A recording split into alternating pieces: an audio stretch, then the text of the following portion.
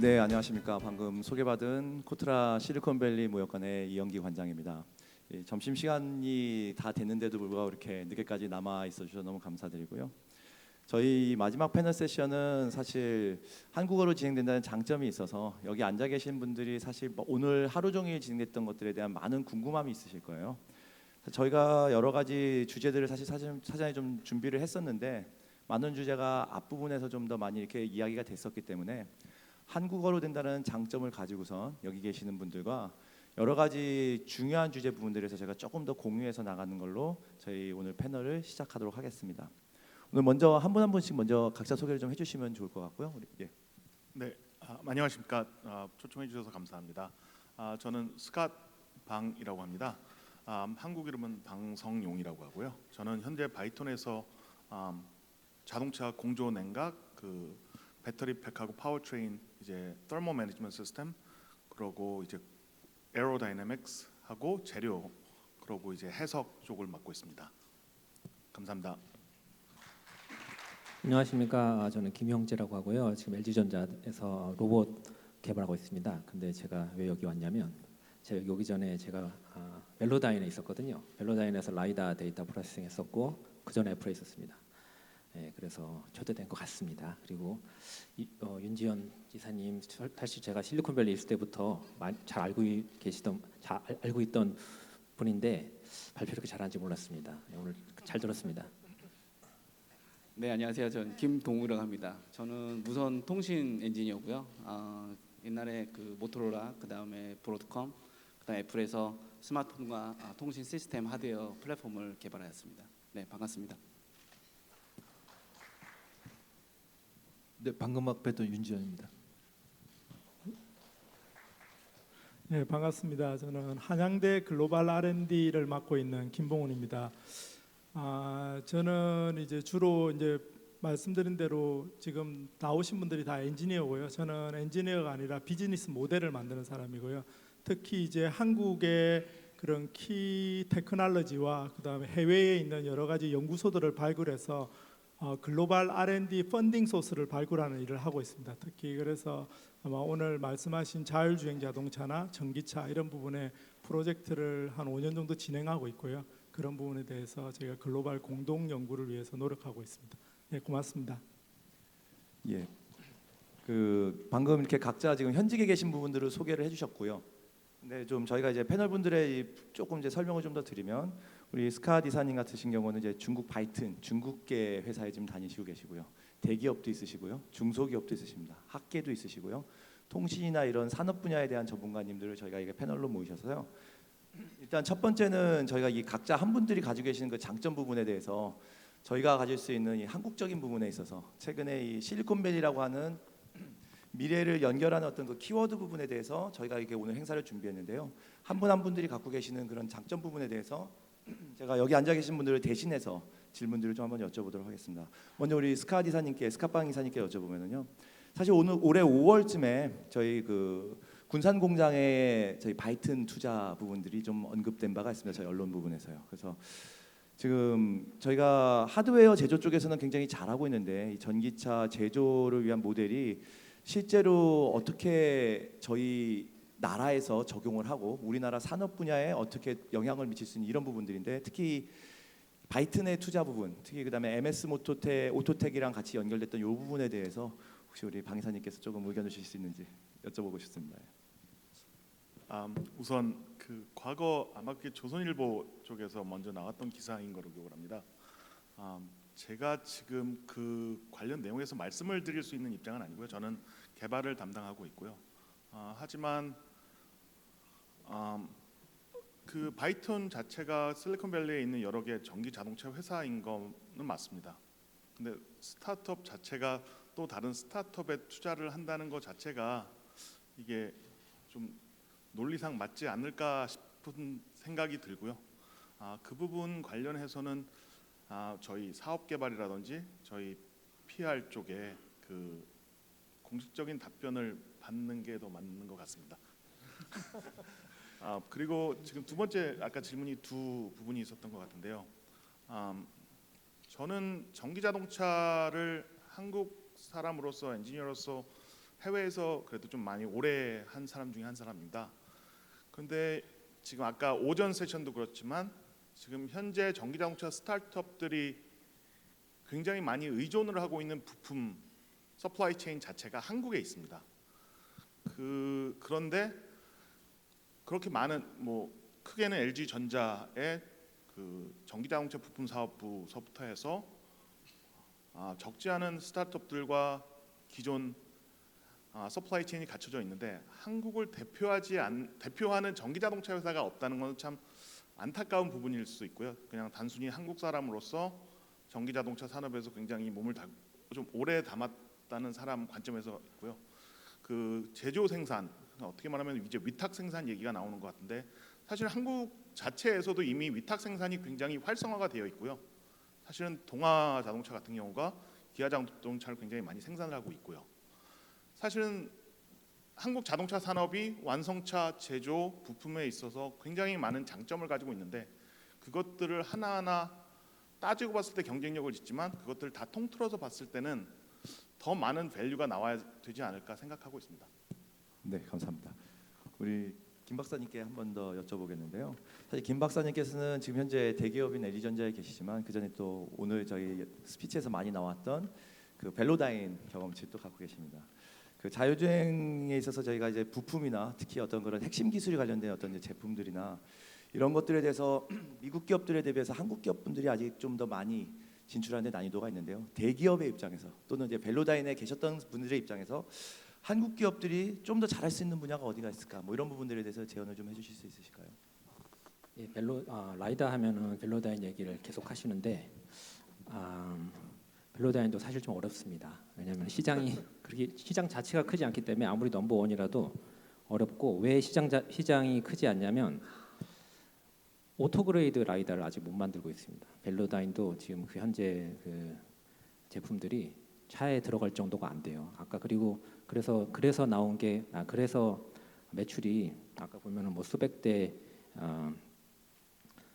계약을 모 회사와 체결했다고 하는데 그 벨로다인 비싸다고 하더라도 수백 대 곱해보면 매출 얼마 안 나옵니다. 근데 지금 거기 회사가 한 종업원이 한 500명, 600명 할 텐데 대충 종업원 한 명당 1밀리언 정도 매출이 나와야 이제 좀 안 힘들다는 얘기가 나오는데 그렇지 않습니다. 그런데도 불구하고 그러니까 한국 부품 회사들은 그 자동차 OEM에 납품해 본 경력이 있으니까 그걸 이용해서 그 오토그레이드 부품을 만들 수 있는 어떤 노하우가 있지 않을까라는 생각을 하고요. 그걸 이용해서 만들면 좋겠다는 제 생각이 있고 그 다음에 또 하나 말씀드릴 거는 그럼에도 불구하고 어떤 느낌이 있냐면 벨로다인뿐만 아니라 제가 그 전에 애플도 있었고 퀄컴도 있었는데 나름 업계의 넘버원에 있는 회사에 있었는데 남들이 어떻게 보든지 상관없이 자기는 넘버원이라는 생각을 합니다. 그게 되게 중요한 것 같아요. 그러니까 남들이 뭘 하는지를 신경 안 쓰는 거. 그러니까 팔로우 할 사람이 없으니까 패스트 팔로우도 안 되는 거죠. 그래서 자동으로 퍼스트 무버가 뭐 이런 얘기를 하는데 그러니까 남들이 뭐 하는 걸 안 보는 게 되게 중요하다고 생각해요. 그래서 지금 실리콘밸리 뭐 오토테크 컨퍼런스에서 실리콘밸리가 뭘 하는지 보는 것도 좋은데 여기가 그냥 실리콘밸리라고 생각을 하고 그냥 자신 있게 자기가 생각해서 이게 시장이 원하는 물건이라고 생각하는 걸 만드는 게 더 중요하다고 생각합니다. 그 중에서 이제 벨로다인도 나오고 애플도 나오고 그러는 것 같습니다. 네.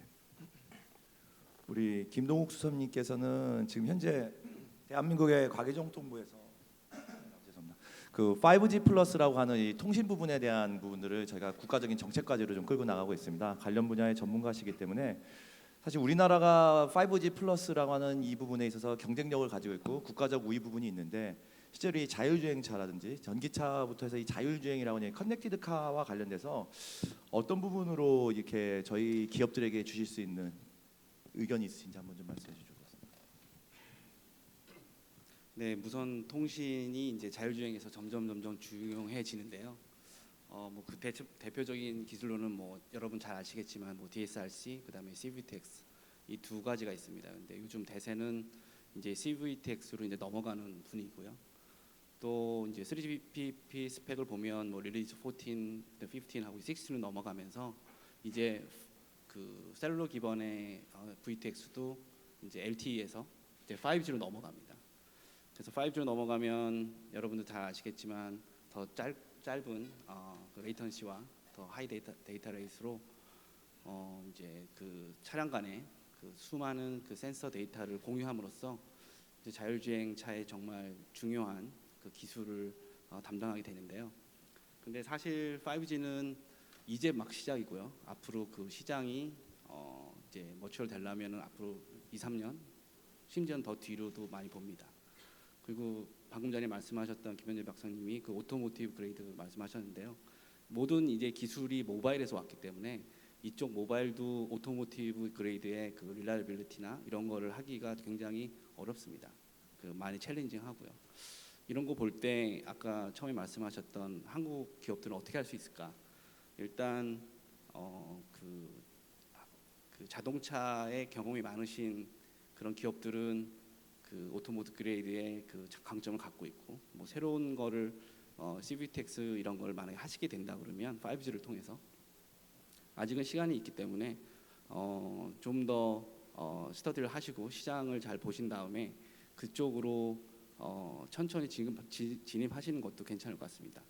왜냐하면 다른 업체들도 다들 보고 있거든요. 이 시장이 어떻게 되는지. 그래서 상대적으로 더 좋은 기회가 앞으로 있을 것 같고요. 그 다음에 이제 저 문제는 5G를 누가 리딩하느냐. 그 퀄컴이 지금까지 계속 리딩을 하고 있습니다. 안타깝게도. 근데 그 퀄컴도 많은 요즘에 이제 애플하고 문제가 잘 해결돼서 이제 혼자 이제 단독으로 나가지만 그런 솔루션을 개발할 수 있는 업체가 과연 어디 있을까? 그러면 이제 삼성이나 뭐 다른 대기업들이 이제 하거든요. 그럼 우리 중소기업들이나 좀 작은 기업들은 그 대기업과 같이 그런 솔루션을 만들어주는 기업과 같이 해서 모듈이나 어떤 서브 시스템을 해보는 것이 아마 좋은 기회가 될지 않을까 생각됩니다. 감사합니다. 우리 팬텀 AI는 이미 앞에서 다 설명을 좀 주셨던 부분이 있는데요. 그래도 저희가 오늘 이 주제를 실리콘밸리로 주제를 뽑았습니다. 그래서 저희가 700명 이상의 어플라이가 있으셨고요. 실리콘밸리라는 키워드에서 있어서 이제 스타트업 기업들을 대표하셔서 그 현지에서 창업을 하셨다는 어떤 그 팬텀 아이가 갖고 있는 그 장점만 보시면은 팬텀 아이에서 성공할 수 있었던 그 핵심 DNA가 뭘까? 이런 부분들에서 혹시 아까 하신 부분에서 조금 연결이 되시겠지만 한번 말씀해 주실 수 있으실까요?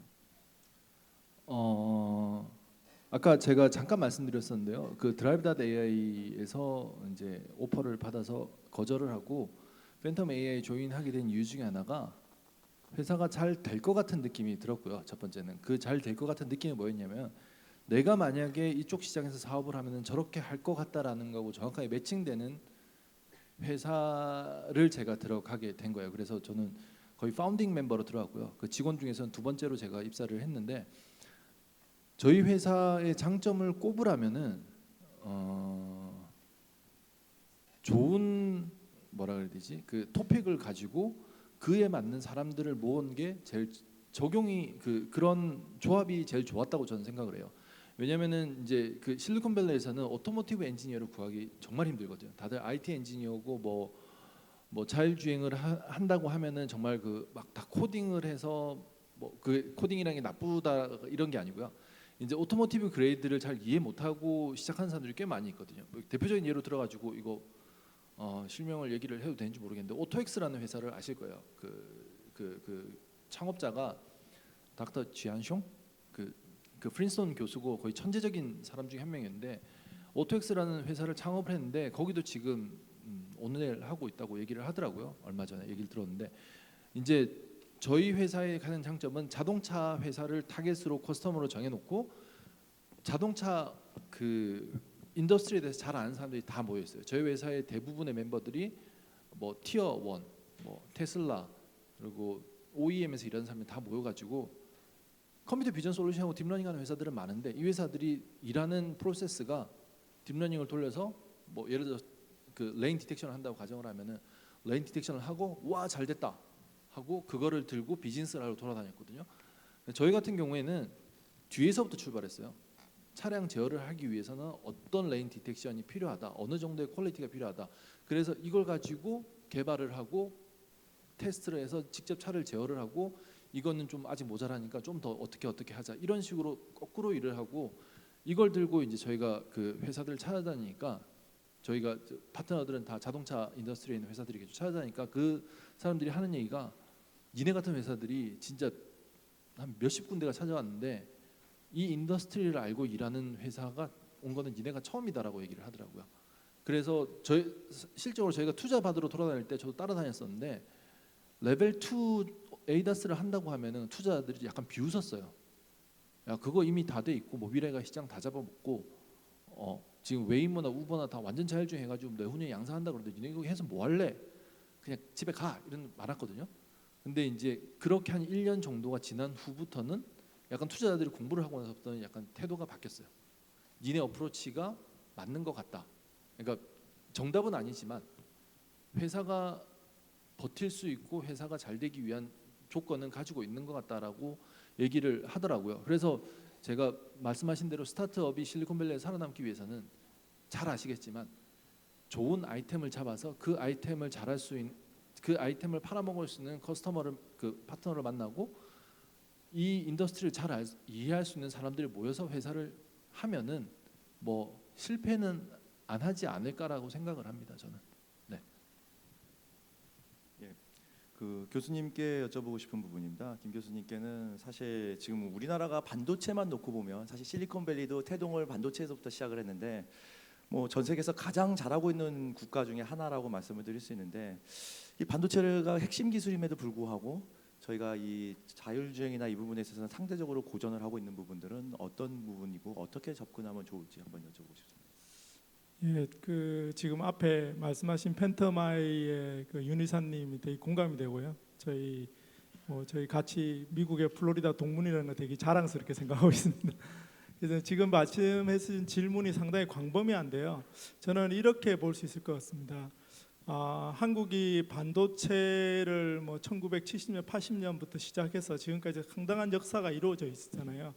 자동차도 그에 못지않은 기술의 역사가 있다고 생각합니다. 근데 왜 우리나라는 자율주행 자동차, 전기차 이런 부분들이 잘 안 될까 생각해 봤을 때는 우리나라가 너무 한국의 기술에 대한 자부심이 너무 많은 것 같아요. 그러니까 우리나라 혼자서 개발을 하고 우리나라 혼자서 뭔가를 만들어 나가는 이런 거에 너무 익숙한 것 같아요. 쉽게 말하면 오픈 사이언스로 한국은 그렇죠. 자기 기술이 있으면 자기 기술을 숨겨가지고 어떻게든 내 기술만 갖고 뭔가를 잘해봐야 되겠다 이런 생각을 너무 많이 가지는 거고요.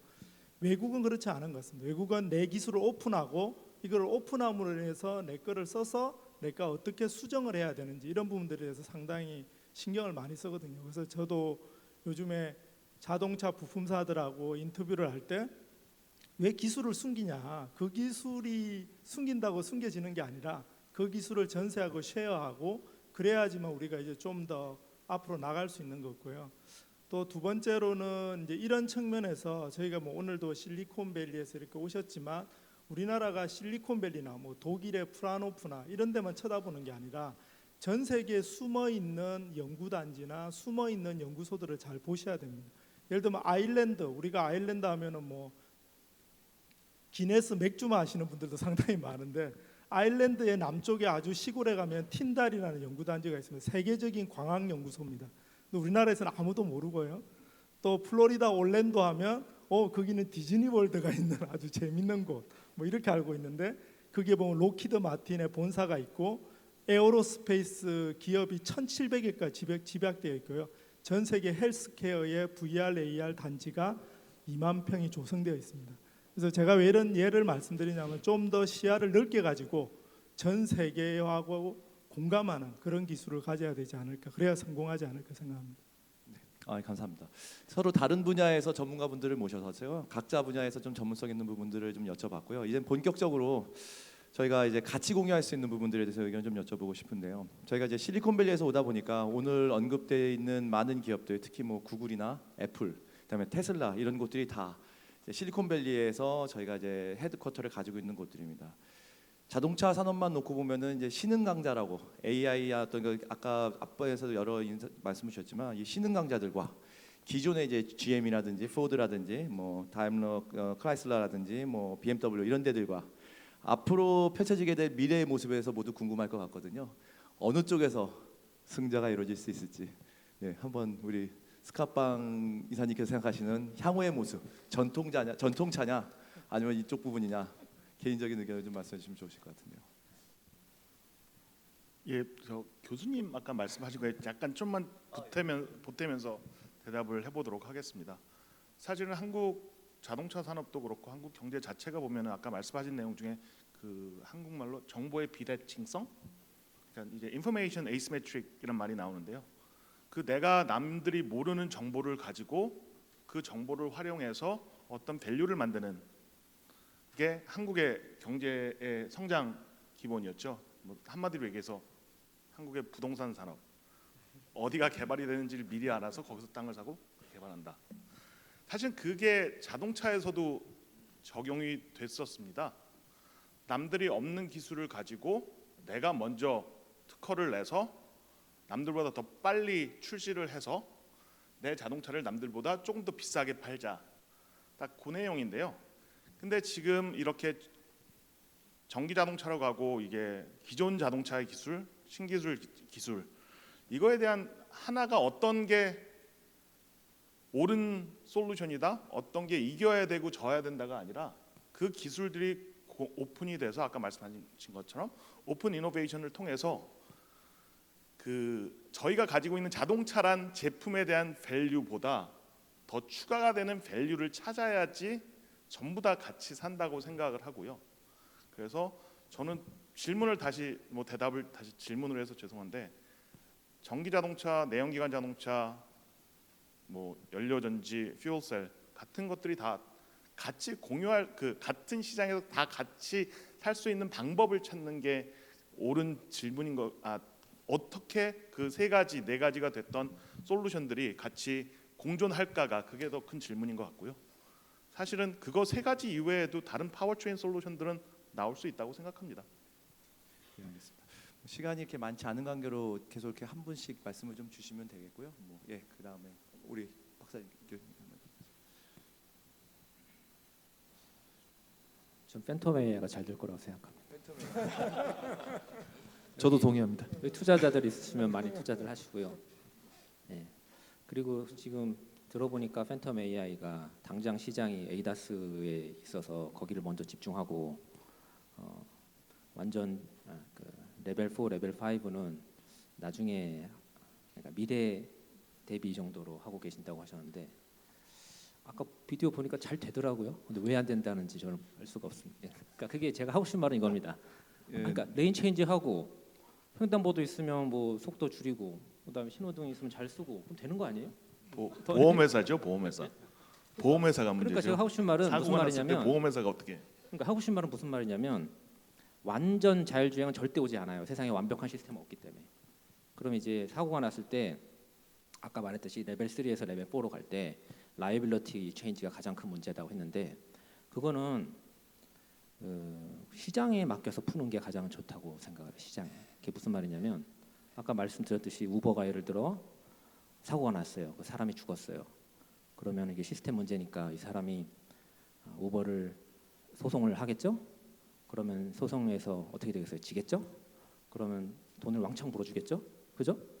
그럼 그 다음에는 이제 어떻게 할 것 같아요? 우버가 바보가 아니니까 보험을 들겠죠. 사람이 죽을 수도 있으니까 자기가 만든 시스템을 타다가 사람이 죽을 수 있으니까 그걸 만약을 위해서 보험을 든다고요. 보험가는 어떻게 책정될 거란 말이에요. 한 달에 얼마씩 낼 거라고요.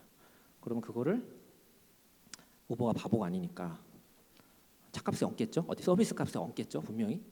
그럼 이제 어떤 일이 일어나냐면 그 서비스나 그 차를 이용하는 모든 사람들이 십시일반 돈을 모아서 그 서비스에서 사고 난 사람한테 그 사고가 났을 때 그걸 배상해 주는 형태가 되는 거란 말이에요.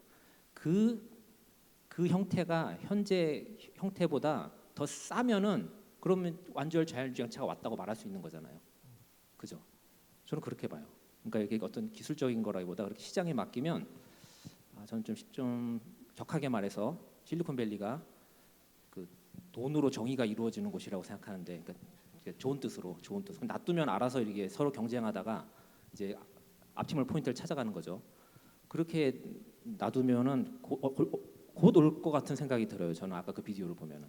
네, 제가 감사합니다. 질문을 애플이나 구글 아니면 이제 자동차 중에 어디였냐라고 물어보셨는데 아니요 아. 좋습니다. 이게 그러면 좋고요. 예, 아니요 결국은 팬텀 AI가 제일 잘할 것이다. 제가 내비건 리서치라고 작년인가 재작년에 그 셀프 드라이빙 카 리서치하는 그 회사들을 쫙 조사해 가지고 랭킹을 매겼어요. 나름 뭐 주관적이라고 우리는 그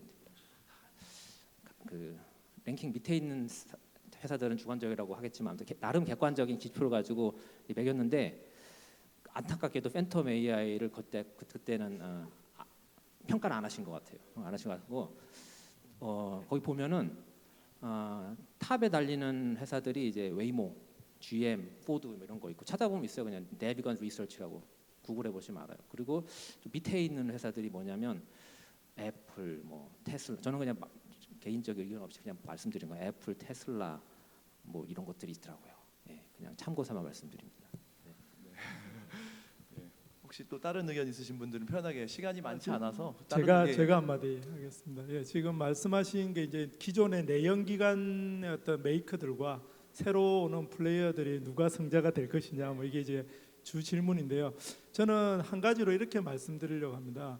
어떤 자동차의 카메이커보다는 여러분이 잘 아시는 이제 콘티넨탈이라는 부품 회사가 있습니다. 제가 콘티넨탈이 전시회를 하는 거를 최근 5년 동안 계속 제가 라스베가스 CES 지난달에는 중국의 CES를 가면서 보면서 어떤 걸 느꼈냐면 이 콘티넨탈이 100년이 넘은 회사인데 타이어로 시작해서 계속 자동차 부품을 하다가 한 5년 전부터는 보니까 갑자기 소프트웨어를 계속 하는 거예요.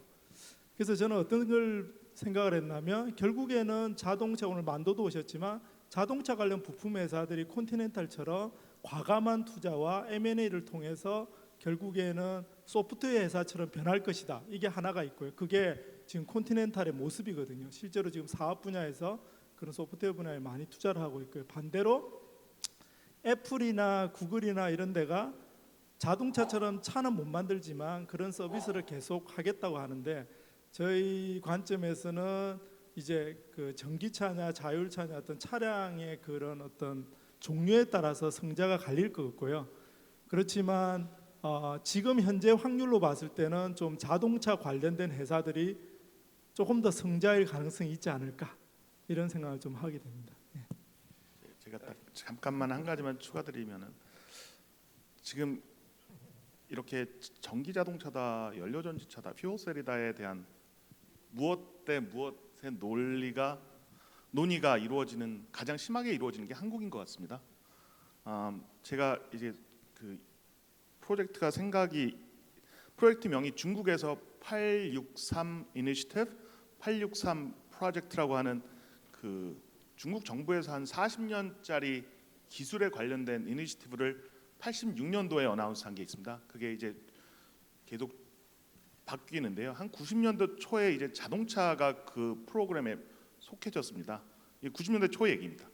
근데 그 이니시티브를 살펴보시면은 자동차 기술을 어떻게 정의를 내냐면은 미래의 자동차 기술을 내연 기관이 아닌 전기 자동차, 하이브리드, 연료전지 다 포함해서 명칭을 내립니다. 이게 뭐 전기 자동차가 미래고 수소차가 미래고의 얘기가 아니라 자동차 시장은 어마어마하게 큽니다. 저희도 한국만 하더라도 이제 몇 천만 대 자동차가 있는데 사실 이게 기술에 대한 문제보기보다는 저는 좀 다른 화두를 던지는 건데 전기 자동차, 수소전지 자동차를 뭐 어떤 기술의 승자 패자라기보다는 사실은 에너지 독립적인 관점에서 보더라도 사실은 이게 전기 자동차나 수소차나 전기 자동차에 대한 논리보다는 어떻게 저희가 파솔 퓨얼 자체를 없애면서 차세대로 가나. 저희가 만약에 뭐 전기 발전에 대한 얘기 많이 나오겠지만 저희가 사용하고 있는 자동차의 반 이상만 전기 자동차가 됐든지 수소차로 바뀌면은 한국이 수입을 해야 되는 원유 자체가 굉장히 줄어들 겁니다. 그럼 그것만으로도 한국이 에너지 독립국이 되지 않을까라는 생각이 듭니다. 저희가 사실 시작한 시간이 좀 짧았고 저희에게 주어진 시간이 사실은 1시 반까지 패널이었습니다. 그래서 제 질문은 여러 가지가 있었는데 질문을 다 드리기는 좀 어렵고요. 그래서 마지막으로 예. 그래서 실제로 저희가 방금 말씀드렸던 질문을 던졌던 이유는 사실 이제 앞서서도 나왔지만 벨로다인 아니면은 모비라이 이런 식 같은 저희에게도 그런 큰 기업들이 나왔으면 좋겠다. 신문지상에 나오는 뭐 유니콘 기업들이 나왔으면 좋겠다. 뭐 이런 부분들도 좀 있었는데요.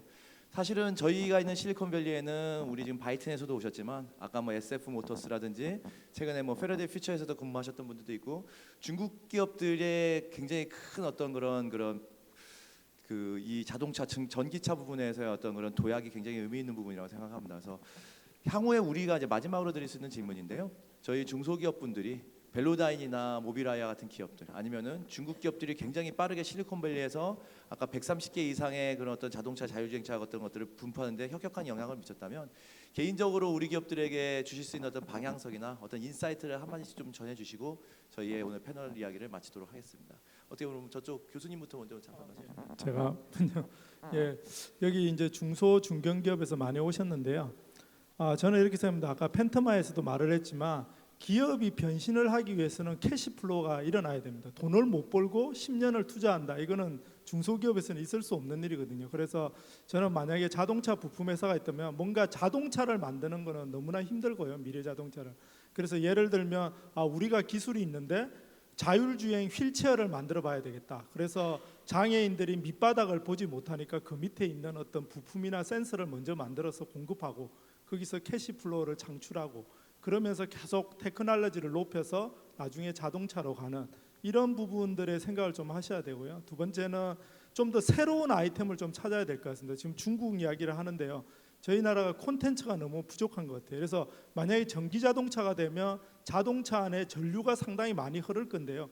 그 전류를 내가 받아서 다른 에너지로 전환할 수 있는 어떤 그런 부품을 우리가 개발할 수 있지 않을까.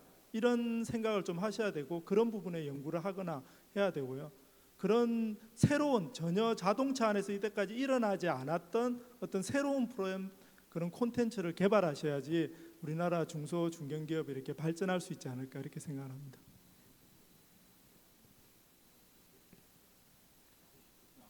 네, 저군요. 저는 뭐 당연한 얘기인 것 같은데요. 하고 싶은 거 내가 잘하는 것보다 필요한 게 뭔지를 잘 봐야 될 것 같아요. 이제 계속 이제 저는 여기 올 때부터 든 생각인데 과연 한국에 있는 자율주행을 예를 들게요. 저는 이제 자율주행을 오래 했으니까 있는 회사들이 과연 미국이랑 중국에 있는 회사들이 이길 수 있을까라는 의구심이 사실 많아요. 이거를 뭐 야 외국노야 이렇게 욕을 할 수도 있는데 저는 한국을 너무 사랑합니다. 뭐 먼저 얘기하지만 왜냐면은 웨이모를 예를 들게요. 웨이모를 예를 들고 중국에는 바이두를 예를 들게요. 웨이모 같은 경우에는 지금 현재 엔지니어가 1,000명이 넘어요. 1,000명이 넘고 2009년도부터 시작해서 1년에 거의 1빌리언 1조 이상을 써가면서 10년 동안 수익이 안 나와도 계속 유지를 하고 있거든요. 근데 한국에 있는 자율주행 엔지니어 다 합쳐가지고 1,000명이 될까요, 과연? 그리고 해마다 쓰는 비용 다 합쳐가지고 1조 원이 될까요? 저는 아니라고 생각하거든요. 바이두도 마찬가지고요. 바이두의 실리콘밸리에 있는 엔지니어만 거의 200명이 넘고요. 중국에도 그 정도 인원이 있고 엔비디아 아까 왔지만 컴퓨터 비전 솔루션 되게 잘하잖아요. 그 팀만 300명이에요. 근데 이렇게 물량 공세, 인적 공세, 돈질, 뭐 심하게 말하면 돈질을 하는데 한국이 뭘 어떻게 해야 이길 수 있을까라는 생각을 많이 하는데 진짜 솔루션이 안 떠오르더라고요. 그래서 저는 한국이랑 미국이랑 제일 큰 차이를 얘기하자면은 한국은 정부에서 뭐를 해서 기업들이 성장을 하고 실리콘밸리는 알아서 투자받고 알아서 성장을 하고 이게 제일 크다고 저는 생각을 하거든요.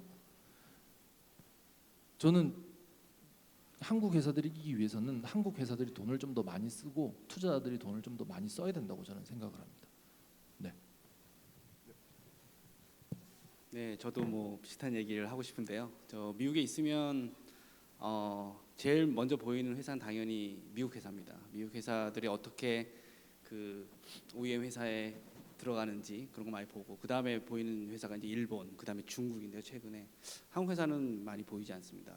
중국이 요즘에 한 몇 년 사이에 이제 약진하는 거 보면 모바일 쪽도 그렇고 어떻게 저렇게 갑자기 성장할 수 있었을까 하면은 지금 말씀하신 대로 엄청난 물량을 인적으로나 자본을 투자해서 미국의 현지에 투자해서 그거를 계속 끌고 나가는 거죠.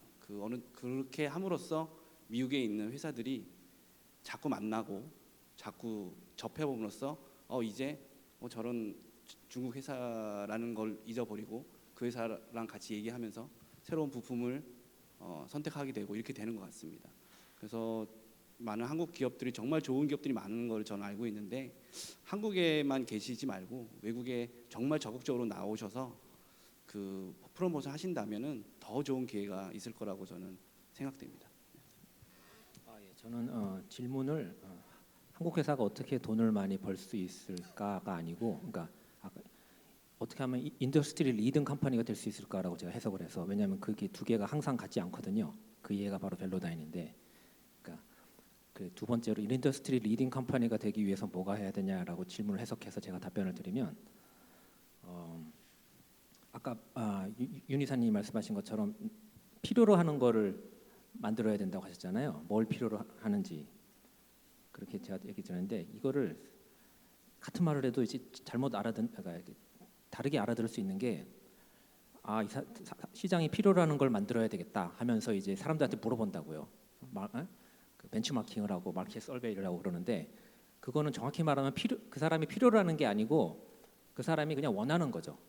그러니까 필요로 한다는 거는, 어떤 사람이 뭔가 필요로 한다는 건 그 사람이 모를 수도 있어요. 그러니까 그 사람한테 물어봐서 자신도 모를 수 있어요. 그래서 저 사람이 뭘 필요로 하는지는 내가 생각을 해야 돼요. 그렇게 해서 나온 게 이제 뭐 벨로다인의 뭐 라이다고, 뭐 애플의 아이폰이고, 뭐 구글의 검색. 이제 당장은 이 사람들이 원하지 않는데도 내가 보기에 너가 필요해, 이렇게 해서 그런 그 자기가 옳다는 강한 확신, 뭐 그런 게 있어야 인더스트리 리딩 컴퍼니가 될 수 있는 것 같습니다. 네. 저는 좀 다른 그림을 그려볼까 합니다. 그 독일 하면은 자동차 회사로 이제 뭐 벤츠, BMW, 아우디. 근데 그것만큼 유명한 게 보시라는 자동차 부품 회사가 있고요. 일본 같은 경우만 하더라도 뭐 도요타 그러면은 덴소. 미국 같은 경우는 포드, 크라이슬러, GM을 말하는데 뭐 산업이 많이 망가졌지만 어쨌든 과거에 비스티안이라든지 델파이라고 하는 그 나라의 자동차 산업을 대표하는 부품 회사가 뭐 자동차 회사만큼의 밸류도 가지고 있었고 레퓨테이션도 있었고요. 한국이 현대 자동차가 한국 자동차 역사의 산업에 기여한 거는 어떻게 말을 할 수가 없죠. 근데 과연 부품 산업, 여기 참석하신 적고 크고 자동차 부품 회사들 분들이 생각을 해보셔야 되면, 한국을 대표하는 자동차 부품 회사가 어떤 회사가 있을까라고 잘 생각을 해보시면은, 그 자동차 산업에서 일하는 사람들이 말하는 게 있어요. 보시는 전략팀이 없다. 전략팀이 없는 게, 자기네 제품이 잘 팔려 나가면 전략을 세울 필요가 없겠죠. 사실 애플도 마찬가지입니다. 애플도 저희 한국에서 제일 많이 가지고 있는 뭐 미래 전략실, 프로덕트 플래닝 팀, 그런 데가 별로 없어요. 우선 자기가 가장 잘할 수 있는 제품을 경쟁력 있게 만들고 그 제품을 시장에서 받아들여졌을 때 그 자연스럽게 성장을 한다라고 생각을 하고요. 그리고 미래의 자동차는 OEM이 가지고 가는 것보다는 분명히 서플라이 체인이, 업체의 기술이 자동차 산업을 끌고 갈 겁니다. 아까 좀 다른 그림을 그린다는 게, 진짜 모든 여기 계신 부품 회사들이 어떤 특정 OEM을 바라보고 OEM들이 요구하는 것을 내가 맞추겠다라고 생각을 하는 게 아니라, 진짜 내가 가지고 있는 기술을 옆에 있는 사람들보다 좀 더 경쟁력 있게 가격적인 면에서, 기술적인 면에서 그 방법으로 나가서 한국을 대표하는 부품 회사가 됐을 때 한국 자동차 산업이 성장하지 않을까 싶습니다. 예, 감사합니다. 오늘 저희 패널 회의는 여기까지 하겠고요. 저희가 오늘 가장 많이 나온 단어 중에 퓨처라는 단어가 많이 나왔습니다. 미래라는 단어가 많이 나왔습니다. 미래는 꿈꾸는 사람들의 것이라고 이야기를 했고요. 여러분들의 미래에 좀 더 현실성을 주기 위해서 저희가 올해는 실리콘밸리라는 키워드를 가지고 코트라에서 참여를 했습니다. 내년도에도 더 멋있는 모습으로 미래를 좀 더 앞당기기 위해서 저희가 노력을 하겠고요. 여기까지 오늘 저희 패널 토론 모두 마치도록 하겠습니다. 감사합니다.